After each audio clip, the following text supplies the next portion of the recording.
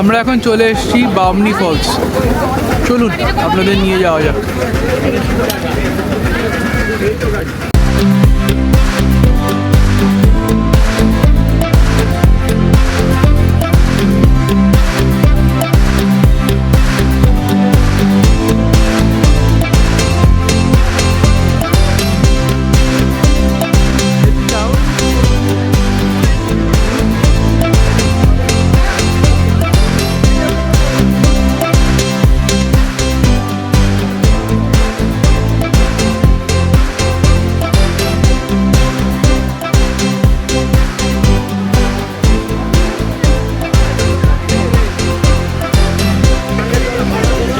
আমরা এখন নিচে যাচ্ছি বামনি ফলসের দিকে, আপনাদেরও নিয়ে যাওয়া হবে, নিয়ে যাবো, চলুন।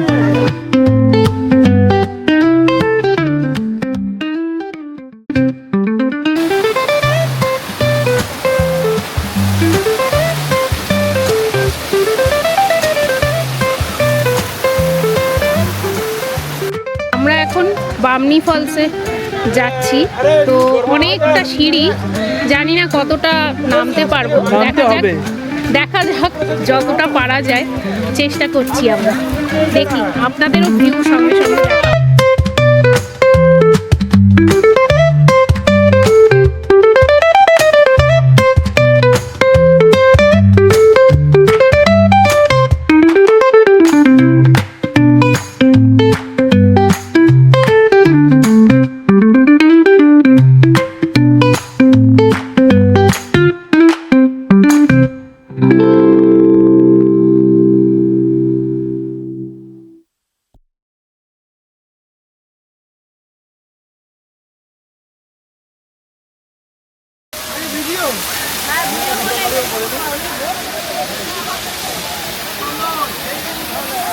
দাঁড়িয়ে আছি বামনি ফলসের পাশে। হ্যাঁ, তো আমরা এখন দাঁড়িয়ে আছি বামনি ফলসে, আর এই যে পেছনে আমাদের ঝর্ণা, আওয়াজ নিশ্চয়ই পাওয়া যাচ্ছে, এত জোরে ঝর্ণার আওয়াজ, হয়তো আমার কথা শোনা যাচ্ছে না। বলো তোমার কেমন লাগছে? দারুণ লাগছে, দারুণ লাগছে আওয়াজটা। পাহাড়ের পাশে দাঁড়িয়ে আছে, আমাদের পেছনে দেখা যাচ্ছে বামনি ফলস। দেখবো আরো নিচে যাওয়া যায় নাকি। আর আজকে এই ওপরের দিকটাতে এই দুটো তিনটে ধারা রয়েছে এই বামনি ফলসে, অনেকগুলো ধারা, তো সেটা এই সাইডটাতেও আছে, আর ওই দিকটাও আমরা একটু দেখাবো, ভীষণ সুন্দর জায়গাটা। একটু তুমি ঘুরিয়ে যদি দেখাও একটু ক্যামেরাটা।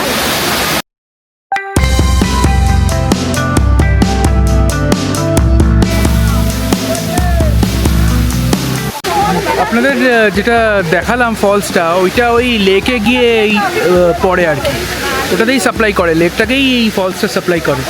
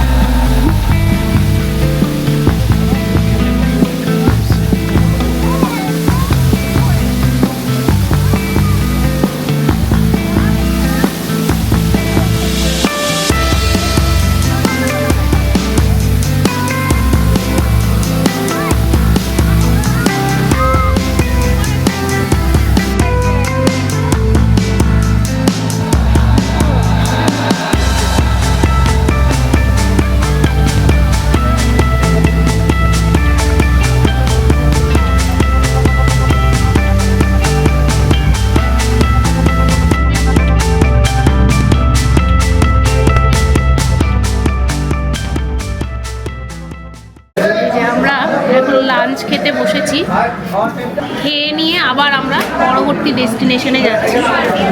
কি খাচ্ছ তুমি? Chicken wings. ঠিক আছে, বেশ। আমরা এখন এসছি পুরুলিয়ার চড়িদা গ্রামে, মুখোশ গ্রাম বলা হয় এখানে। দেখি কি পাওয়া যায় এদিকে।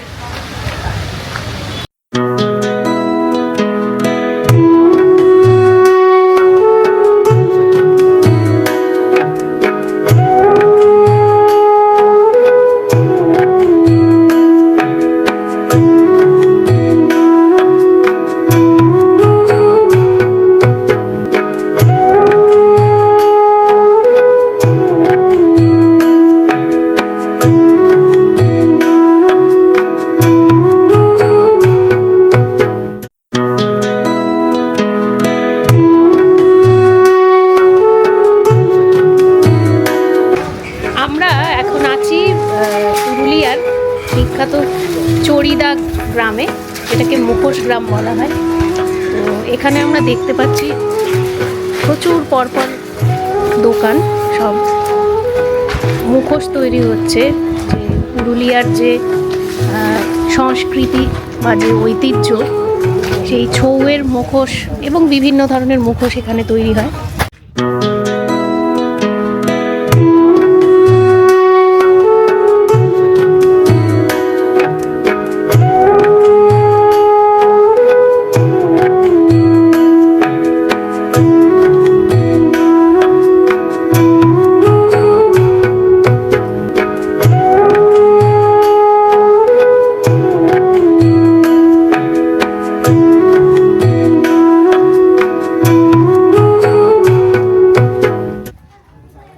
আমরা এখন দাঁড়িয়ে আছি একটা দোকানের সামনে।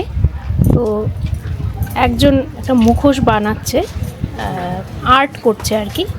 তো ওকে আমরা একটু, একটি মেয়ে, ওকে আমরা একটু কয়েকটা প্রশ্ন করি। আচ্ছা, তোমার নাম কি? কোয়েল সূত্রধর।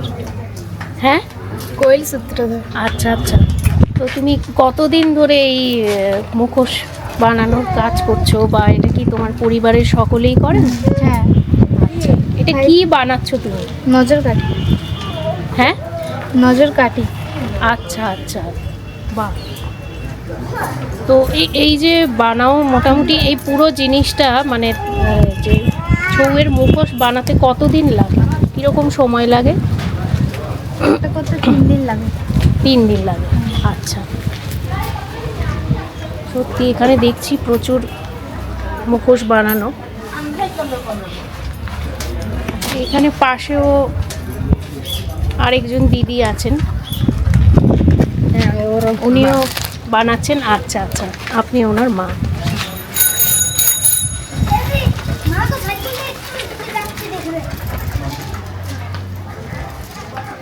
কত বছর ধরে বানাচ্ছেন এই মুখোশ বানানোর সঙ্গে আপনারা, মানে বংশ পরম্পরায় নাকি আপনাদের?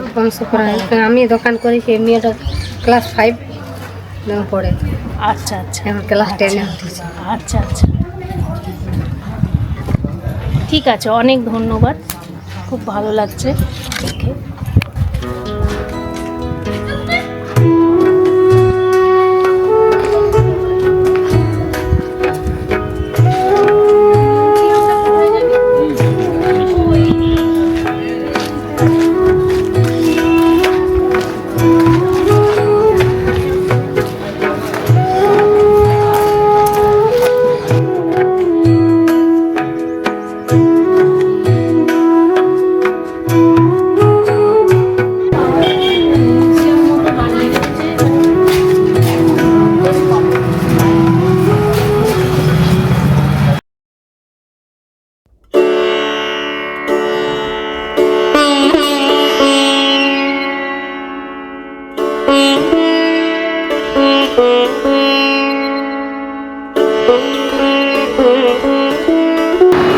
আমরা এখানে একটা মিউজিয়াম দেখতে পাচ্ছি, ওখানে আমরা এখন এসে পড়েছি,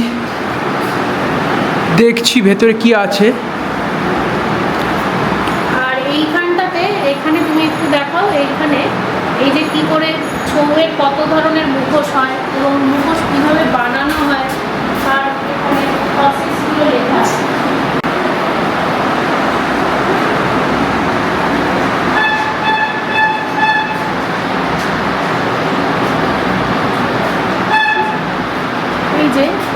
মুখোশগুলো আছে, বাবু মুখোশ, হ্যাঁ, বীর মুখোশ, নারী মুখোশ, পাখি মুখোশ, পশু মুখোশ, ভূত মুখোশ, এরকম নানান ধরনের মুখোশের নানান ডিজাইন হয়।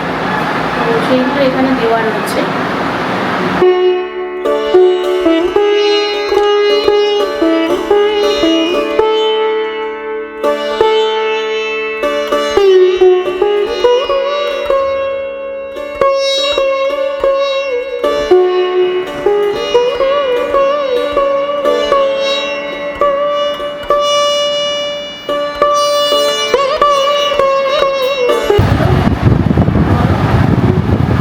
এগুলো হচ্ছে মুখোশ বানানোর জন্য কি কি টুলস লাগে, তো এইগুলো দেখানো হচ্ছে এখানে।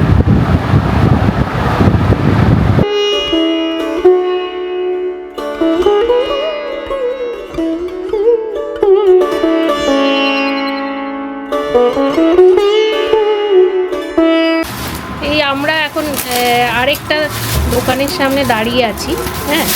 তো আমি এখান থেকে নিলাম দুটো ছৌয়ের মুখোশ। তো এই যে দুর্গার মুখ, এই ধরনের, এগুলো খুব ট্র্যাডিশনাল আর কি। তো এরকম মুখ আমি দুটো নিয়েছি, আমার ভীষণ ভাল লাগে, যতবারই আসি আমি চড়িদাতে নিয়ে যাই। তো দোকানের যে এখানে যে দাদা আছে না, ওনাকে একটু জিজ্ঞেস করি, আপনি একটু বলবেন কিছু? আমরা একটু জিজ্ঞেস করি আপনাকে। হ্যাঁ, বলছি যে আপনার এই দোকানটা মানে কতদিন ধরে এটা? এই দোকানে মুখোশ, ছোট মুখোশ আপনার 5-7 বছর আগে থেকে শুরু, কিন্তু মুখোশ আমাদের অনেক দিন থেকে। আচ্ছা, মানে পূর্বপুরুষ থেকে চলছে। পূর্বপুরুষ থেকে, হ্যাঁ হ্যাঁ, মানে বংশ পরম্পরায় আপনাদের। আমাদের ওগুলো ছৌ নাচের মুখোশ আগের থেকে বড় বড় ছিল, এখন সেটাকে আমরা ছোট ছোট করে আপনার বাড়ি সাজানোর মুখোশ তৈরি হচ্ছে। আচ্ছা, এটা আমাদের মুখোশগুলো সে বাড়ি তৈরি। আচ্ছা, এটাতে ছৌ নাচ হবে, আচ্ছা আচ্ছা। এটা আপনার ছৌ নাচের মতন, এটা আপনার ছোট সাইজ।